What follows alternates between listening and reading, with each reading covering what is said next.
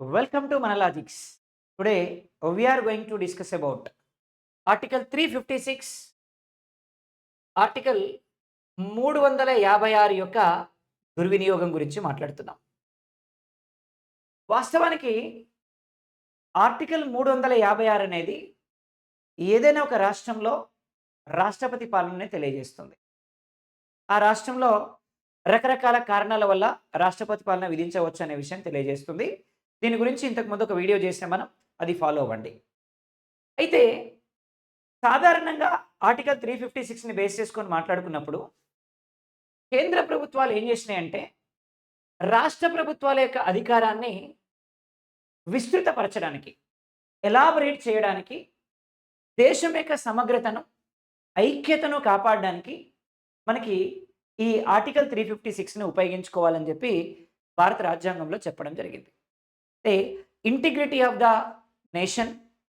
So relation between the central and స్టేట్ని increase చేయడం కోసం ఆర్టికల్ 356 ఉంటే బాగుంటుంది అని చెప్పి చాలా సందర్భాల్లో మనకి కాన్స్టిట్యూషన్లో చెప్పారు.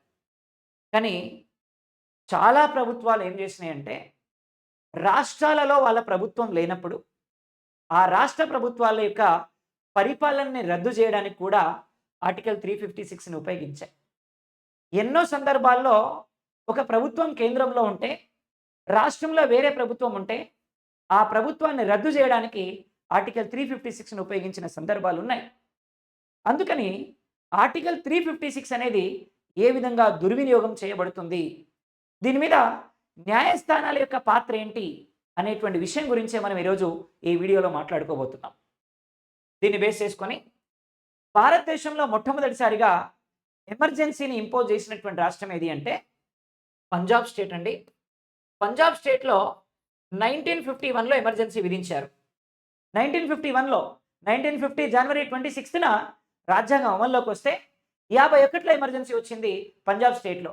భారతదేశంలోనే అత్యవసర పరిస్థితి విధించినటువంటి మొట్టమొదటి రాష్ట్రం ఏది అంటే మనకి పంజాబ్ రాష్ట్రం అని చెప్పచ్చు.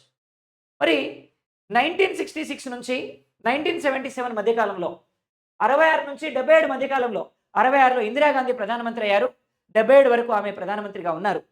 మళ్ళీ 77లో మనకి మొరార్జీ దేశాయ్ ప్రభుత్వం వచ్చింది, మనకి జనతా ప్రభుత్వం వచ్చింది. అంటే కేవలం 66 నుంచి 77 సంవత్సరాల కాలంలో, కేవలం 11 సంవత్సరాల కాలంలో మొత్తం మీద ఆమె 39 సార్లు రాష్ట్రపతి పాలన విధించారు, ఎమర్జెన్సీని విధించారు. అంటే చూడండి, ఒక రాష్ట్రంలో రాష్ట్రపతి పాలన విధించడం అనేది బిస్కెట్లు చాక్లెట్లు ఇంత ఈజీ అయిపోయింది కేంద్ర ప్రభుత్వాలకి. అంటే ఇక్కడ 11 ఏళ్ల కాలంలో 39 సార్లు రాష్ట్రపతి పాలన విధించడం గురించి ఈ మధ్య కాలంలో ప్రధానమంత్రి నరేంద్ర మోడీ గారు పార్లమెంట్లో మాట్లాడారు. మణిపూర్ విషయం గురించి అపోజిషన్ పార్టీ పార్లమెంట్లో మీ ప్రభుత్వం అధికారంలో ఉండి కూడా మణిపూర్లో రాష్ట్రపతి పాలన విధిస్తున్నారు, ఏంది ఇది, దేనికి సంకేతం అని చెప్పినప్పుడు ఆయన ఈ విషయం గురించి డిస్కస్ చేశారు పార్లమెంట్లో.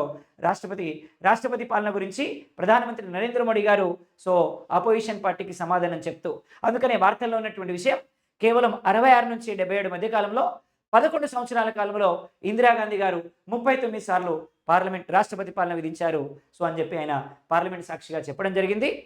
అదేవిధంగా అనేకమైనటువంటి కేసుల్లో కూడా ఈ విషయాన్ని మనం తెలియజేయడం జరుగుతూ ఉంది. ముఖ్యంగా ఎస్ఆర్ బొమ్మాయి అనేటువంటి కేసు ఉంది. ఇది 1994లో వచ్చినటువంటి కేసు. ఈ కేసులో మనకి సుప్రీంకోర్టు తీర్పుల్ని చెప్తూ ఏమని చెప్పింది అంటే రాష్ట్రపతి పాలన గురించి. చాలాసార్లు అడుగుతాడు ఎగ్జామినేషన్లో SR Bommai. SR Bommai case ఎప్పుడు వచ్చింది? 1994లో వచ్చింది. సుప్రీంకోర్టు ఆర్టికల్ 356 విధించడానికి కఠినమైనటువంటి మార్గదర్శకాల్ని మనకి తెలియజేయడం జరిగింది. ఏ సందర్భాల్లో మాత్రమే, ఎలాంటి సిచ్యువేషన్స్లో మాత్రమే ఆర్టికల్ 356ని విధించాలి, ఎప్పుడు పడితే మీరు అప్పుడు 356ని విధించి రాష్ట్రాల్లో ప్రభుత్వాన్ని కూలదీయొద్దు అనేటువంటి విషయాన్ని తెలియజేసినటువంటి కేసు మనకి ఎస్ఆర్ బొమ్మాయి అనేటువంటి కేసు. 94లో వచ్చినటువంటి కేసు అనమాట ఈ కేసు. ఒకటో సందర్భం ఏమన్నామో అంటే ఇక్కడ ఎవరైనా కేంద్ర ప్రభుత్వం దురుద్దేశంతో రాష్ట్రపతి పాలన విధిస్తే ఆ రాష్ట్రాలలో ఉండేటువంటి ప్రభుత్వాన్ని పడగొట్టాలి అనేటువంటి ఉద్దేశంతో రాష్ట్రపతి పాలన విధిస్తే ఖచ్చితంగా అక్కడ ఏముంటుంది అంటే న్యాయ సమీక్ష ఉంటుంది అని చెప్పడం జరిగింది. న్యాయ సమీక్ష అంటే ఏంది? న్యాయస్థానాలు ప్రశ్నిస్తాయి, ఎందుకు మీరు విధించిండ్రని. అని చెప్పింది. కాబట్టి సో దురుద్దేశంతోటి రాష్ట్రాలలో రాష్ట్రపతి పాలన విధిస్తే ఖచ్చితంగా న్యాయ సమీక్ష ఉంటుంది అని తెలియజేసినటువంటి కేసు ఏది అంటే ఎస్ఆర్ బొమ్మే కేసు. రేపు ఎగ్జామినేషన్లో ఎట్లా అడుగుతాడు క్వశ్చన్ ఎగ్జామినేషన్లో గుర్తుపెట్టుకోవాలి.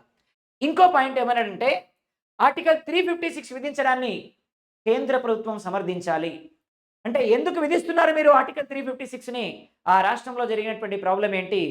రాష్ట్రపతి పాలన విధించడానికి నిబంధనల్ని మీరు అనుసరించిండ్రా లేదా అనేటువంటి విషయాన్ని కేంద్ర ప్రభుత్వం ఖచ్చితంగా సమర్థించాలి అని చెప్పి సెకండ్ పాయింట్ తెలియజేస్తా ఉన్నారు. అలాగే ఇక్కడ ఏదైనా ఒక రాష్ట్రంలో ప్రభుత్వం సస్పెండ్ అయిపోయింది, ప్రభుత్వం రద్దయిపోయింది. రద్దయిపోయిన తర్వాత రాష్ట్ర ప్రభుత్వాన్ని రద్దు చేసిన తర్వాత ఒకవేళ ఈ రాష్ట్ర ప్రభుత్వాన్ని రద్దు చేయడం అనేది రాజ్యాంగ విరుద్ధం అని గనక తేలితే దాన్ని పునరుద్ధరించేటువంటి అధికారం న్యాయస్థానాలకు ఉంది అని కూడా ఈ కేసు చెప్పింది. అంటే ఏదైనా ఒక రాష్ట్రంలో గవర్నమెంట్ సస్పెండ్ అయిపోయింది, రాష్ట్రపతి పాలన విధించారు, దురుద్దేశంతో విధించారు ఇక్కడ రాష్ట్రపతి పాలన, ఇక్కడ రాజ్యాంగబద్ధంగా కాకుండా రాష్ట్రపతి పాలన విధించబడింది అని చెప్పి ప్రూవ్ అయితే మళ్ళీ ఆ రాష్ట్రాల్లో గతంలో ఉండేటువంటి ప్రభుత్వాన్ని లేదా కొత్త ప్రభుత్వాన్ని పునరుద్ధరించేటువంటి అధికారం న్యాయస్థానాలకు ఉన్నది అని తెలియజేసినటువంటి కేసు ఏది అంటే మనకి ఎస్ఆర్ బొమ్మాయి అనేటువంటి ఈ కేసు.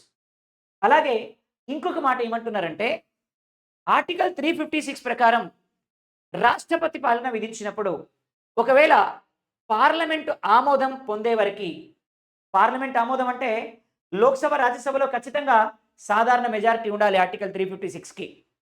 ఒకవేళ ఆ సాధారణ మెజారిటీ ప్రూవ్ అయి రాష్ట్రపతి పాలనకు సంబంధించినటువంటి బిల్లు పార్లమెంట్లో పాస్ అయిపోతే అప్పటి వరకు కూడా రాష్ట్రపతి పాలన విధించేటువంటి, అంటే కొన్నిసార్లు ఏం చేశారు అంటే బిల్లుని పార్లమెంట్లో పెట్టి రాష్ట్రపతి పాలన విధించేశారు.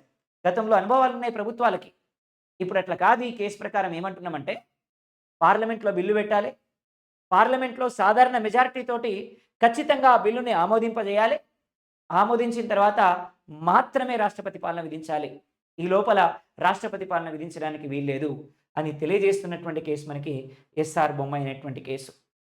అలాగే ఏదైనా ఒక రాష్ట్రంలో ఆ రాష్ట్ర ప్రభుత్వం కానీ రాష్ట్ర ప్రభుత్వంలో ఉండేటువంటి మంత్రులు కానీ తీవ్రమైనటువంటి అవినీతి ఆరోపణలు ఎదుర్కొంటున్నారు, అలాంటి సందర్భాల్లో అత్యవసర పరిస్థితి విధించడానికి అవకాశాలు లేవు. ఎందుకంటే అది ఆరోపణ మాత్రమే, అది ప్రూవ్ అయింది. ఆ రాష్ట్ర ప్రభుత్వంలో ఉండేటువంటి మంత్రులంతా కూడా అవినీతికి పాల్పడ్డారు, ఈ ప్రభుత్వాన్ని బర్తరఫ్ చేయాలి, బర్తరఫ్ అయిపోయింది, అప్పుడు మాత్రమే రాష్ట్రపతి పాలన విధించాలి, లేకపోతే రాష్ట్రపతి పాలన విధించడానికి అవకాశం లేదు అని చెప్పి మనకి ఇక్కడ ఈ కేసులో మనం తెలియజేస్తున్నాం. అదేవిధంగా